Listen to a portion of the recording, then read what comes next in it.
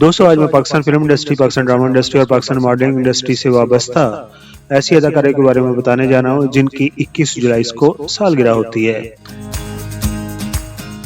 वो ऐसी अदाकारा हैं जो कि कुशादा पेशानी रखती हैं, बड़ी बड़ी उनकी रोशन आंखें हैं, खुश अदा हैं, खुश मजाज भी हैं। जी हाँ, मैं बात कर रहा हूँ अदाकारा निरमा की। अदाकारा निरमा 21 जुलाई 1974 को कुवैत में पैदा हुई और आपका तल्लक एक मुगल पठान फैमिली से है।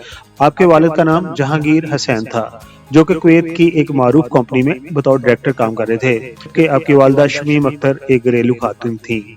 वैसे तो निरमा लाहौर को ही अपना आबाई शहर कहती हैं। अपने वालिद के इंतकाल के बाद वो कुवैत से लाहौर में शिफ्ट हो गई। आपकी फैमिली खासी रोशन ख्याल थी, लेकिन आपके वालिद दीनी और दुनियावी तलीम और तरबियत पर यकसा फोकस रखते थे। यही वजह है कि अदाकारा निरमा ने सिर्फ 7 वर्ष की उम्र में कुरान पाक पढ़ना सीख लिया था। दोस्तों अब बात करते हैं निरमा के बहन भाइयों की। तो आप 4 भाइयों की इकलौती बहन हैं। अदाकारा निरमा को घर के अंदर घर वाले आशी के नाम से पुकारते हैं। अब बात करते हैं कि वो फिल्म इंडस्ट्री और ड्रामा इंडस्ट्री का कैसे हिस्सा बनी। मारूफ प्रोड्यूसर अदाकार एजाज दुरानी को कौन नहीं जानता, जिन्हें हम रांझा के नाम से जानते हैं और नूरजहां के वो एक्स शोहर भी थे। और प्रोड्यूसर और डायरेक्टर एजाज दुरानी ने आपको अपनी फिल्म बाजीगर में अदाकारी के लिए ऑफर कर दी, जो आपने एक्सेप्ट कर ली। एक तरफ आपने अपनी पहली फिल्म बाजीगर को साइन किया तो दूसरी तरफ आपने मॉडलिंग भी शुरू कर दी। मजे की बात यह है कि उसी साल पाकिस्तान टेलीविजन के ड्रामे रंजिश में भी आपने अपनी अदाकारी के जोहर दिखाए। यूं 1996 का साल आपके लिए बहुत ज्यादा लकी साबित हुआ। इस तरह आपने 1996 में तीनों मुख्तलिफ शोबों में किस्मत आजमाई की और खूब कामयाबी समेटी। अगर मुआवजे की बात करें तो अदाकारा निरमा ने अपने पहले ही कमर्शियल के 65,000 रुपए लिए थे, जबकि आपको पहली फिल्म के 5 लाख रुपए मिले थे। इसी तरह आपको आपके पहले ड्रामे से 3 से 4 लाख रुपए का चेक मिला था। लेकिन आप एक फरमाबरदार बेटी होने के नाते और अपने बाप के बाद अपनी फैमिली को संभालने के नाते आपने ये सारी रकम अपनी वालदा के हाथ पर रख दी।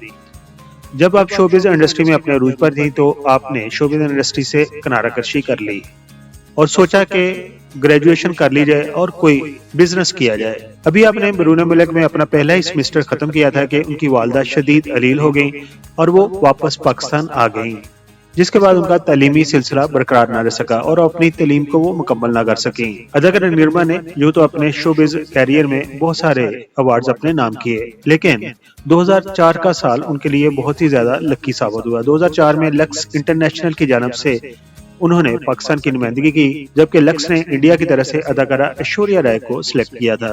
कराची, लाहौर, पेशावर, फैसलाबाद, कोयटा, एक रास्ता पाकिस्तान और एक रास्ता वर्ल्ड। आप दुनिया में जहाँ कहीं भी हमारा YouTube चैनल देख रहे हैं, अस्सलाम वालेकुम। अस्सलाम वालेकुम। दोस्तों निरमा ने जब एजुकेशन हासिल करने के लिए बरूने मुल्क सफर किया और जब वो वापस आई तो उन्हें उस तरह फिल्म इंडस्ट्री ने ना सराहा। तो फिल्म इंडस्ट्री में वो उस तरह अपना दोबारा मुकाम ना बना सकी जैसा कि वो छोड़ कर गई थी। वालदा की वफात के बाद घर में खर्चे के पैसे ना देने की वजह से उनके और उनके भाइयों के दरमियान रोज रोज लड़ाई होना शुरू हो गई और उनके भाइयों ने उन पर तशद्दुद करना शुरू कर दिया और फिर उन्हें अपने घर से भी निकाल दिया।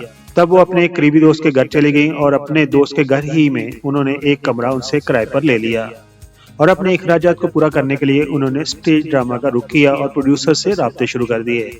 अदाकारा निरमा कई सालों से फिल्मी स्क्रीन से तो गायब हो ही गई, ताहम गाहे बागाहे थिएटर में वो जरूर काम करती रही। वो डिफेंस के इलाके में रहती हैं और बड़े बड़े लोगों की पार्टियों में डांस करके पैसा कमाती हैं और उससे ही उनकी जिंदगी की गुजर बसर हो रही है।